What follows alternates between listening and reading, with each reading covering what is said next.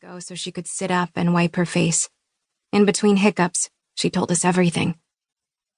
Maddie's dad had lost his job a few months ago, and that had triggered all sorts of problems between her parents.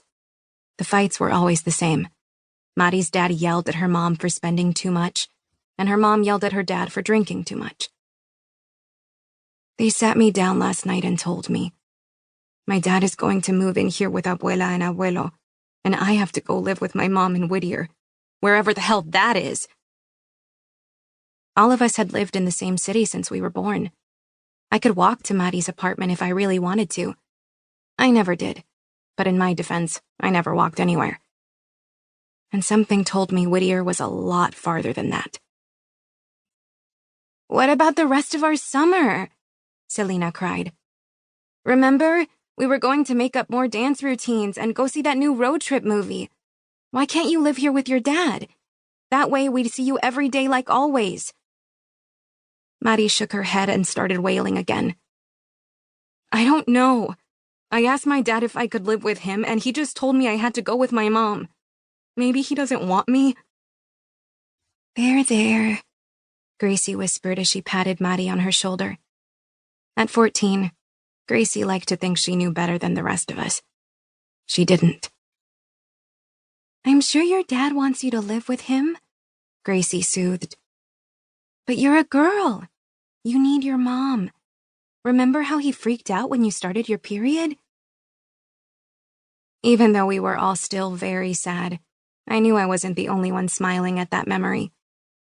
Tío Ricardo had walked into Mari's room to wake her up for school that morning, but then he ran right out, yelling at Tia Vanjie to call 911 because he thought someone had attacked Mari in the middle of the night and left her to bleed to death in her own bed. A tiny snicker escaped from Selena, but Gracie shot her a look that shut her up fast. She told Mari that everything would go back to normal once her dad started working again, but Mari wasn't convinced. An amazing idea popped into my head, and I stood up to announce it. "Mari, if you want to run away, then we'll all run away with you," I declared. Gracie spun her head around to look at me, arching her bushy eyebrows to the sky. "We will?" "Yep. It's Monday. That means Abuelo is going to take Abuela to the market in a little while. We'll just ask to stay with Abuelita and sneak out while she's watching her telenovela." Abuelita was our abuela's mother. She was 76 years old and had lived with our grandparents for as long as I could remember. We called her Abuelita because it was short for abuelita. I had no idea what her real name was. That meant she would be the one to tell our parents that we were gone. She might even cry. Shame and sadness washed over me. Abuelita was always saying how family was the most important thing in this world, and we were doing this to stay together. She'll understand.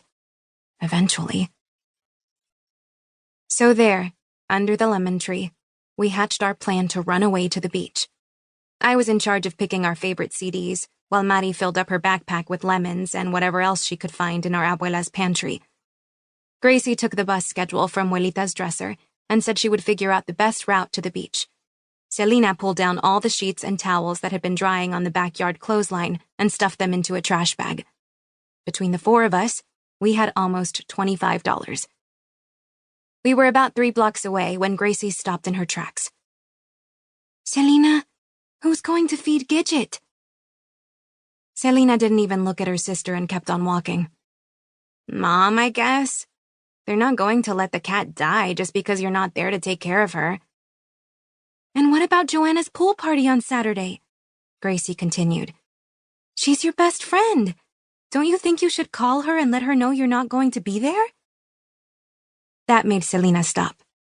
She told us we needed to go back so she could call Joanna. We stood there arguing for a good 10 minutes about it before Mari finally threw up her hands. "Forget it. Just forget it. You 3 go back and I'll go by myself." Mari spun on her heel and marched away. I had to stop her before it was too late. "Wait, Mari. I'll still go with you," I yelled. Mari turned and ran back and practically tackled me with a big hug. "Mari, if you still want to go to the beach, then we'll all go with you," Selena interrupted. "But I think maybe you should wait a few..."